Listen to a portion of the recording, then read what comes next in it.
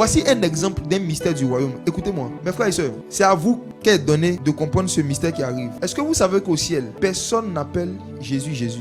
Dans le monde spirituel, le mot Jésus n'a même pas été prononcé une seule fois après Apocalypse chapitre 3 jusqu'à la fin. Toutes les scènes d'adoration que Jean a vues, personne n'a appelé le Seigneur avec le nom Jésus. Parce que le nom Jésus n'est pas un nom qui est utilisé dans le ciel. Quand nous allons monter dans la Nouvelle Jérusalem, il dit qu'il va nous donner un nom qui est écrit sur sa cuisse que personne ne connaît si c'est de lui-même.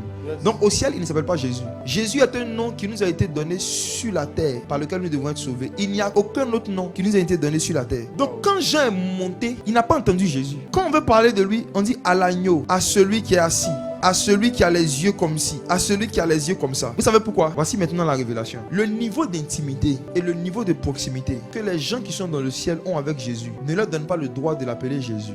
Même dans un mariage, quand toi et la personne vous devenez intime à un certain niveau, tu ne l'appelles plus par son prénom. Le jour où tu l'appelles par son prénom, c'est que tu es imparable. On dit toujours chérie, bébé ou mon amour. Si tu es marié à la sœur Anaïs, tu seras d'accord avec moi que la dernière fois où tu l'appelais Anaïs, ça fait très longtemps. À cause du niveau de fusion que vous avez eu, la prononciation de son nom disparaît de ton langage. Tu ne l'appelles plus par son nom, tu l'appelles par ses vertus.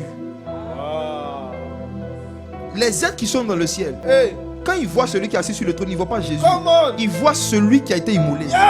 Et le jour où Anaïs entend Anaïs, est-ce qu'il y a un problème? En général, soyons francs, les personnes à qui on donne des surnoms, c'est des gens à qui on a une certaine proximité. Et le jour où on les appelle par leur nom, ils savent que c'est pas, on est fâché. Donc, comme les 24 vieillards ne sont pas fâchés avec Jésus, ils ne l'appellent pas Jésus. Lisez Apocalypse, vous allez voir, depuis que Jean est rentré dans la salle d'adoration, jusqu'à ce qu'on arrive à la fin, aucun ange, aucun vieillard, aucun être qui habite dans le ciel a appelé le Seigneur Jésus là-bas. Parce que le niveau d'intimité qu'on atteint, quand on rentre dans la félicité, quand on rentre dans le ciel, fait qu'on oublie un mot. On voit différentes manifestations. Regardez, je vais aller un peu plus loin. Si vous prenez les 7 lettres adressées aux 7 églises, remarquez ceci. Avant le début de chaque lettre, Jésus a interdit à Jean de dire voici ce que dit Jésus.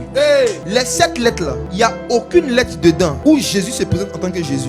Il dit Jean, écris à cet ange et dis-lui voici ce que dit celui qui a les yeux comme les flammes de feu. Parce que c'est par ce prénom là que lui il me connaît. Dans notre intimité, il ne m'appelle pas Jésus, il m'appelle celui qui a les yeux comme les flammes de feu. Donc si tu fais sortir ce nom de code en prophétisant, il saura que tu viens vraiment de Jésus. Parce qu'il y a un surnom dans son intimité avec Jésus que lui il a donné à Jésus que personne ne connaît si ce n'est Jésus. Va dire à cet ange voici ce que dit celui qui a les pieds comme les flammes de feu. Regardez, vous allez voir que les 7 lettres commencent par 7 descriptions de 7 parties du corps de Jésus sans prononcer le mot Jésus. Jésus a décrit 7 parties de son corps qu'il a adressées aux 7 lettres. Parce que Jésus, même quand il était sur la terre et qu'il a pris le pain qu'il voulait donner à ses disciples, il a coupé son pain le pain en plusieurs morceaux.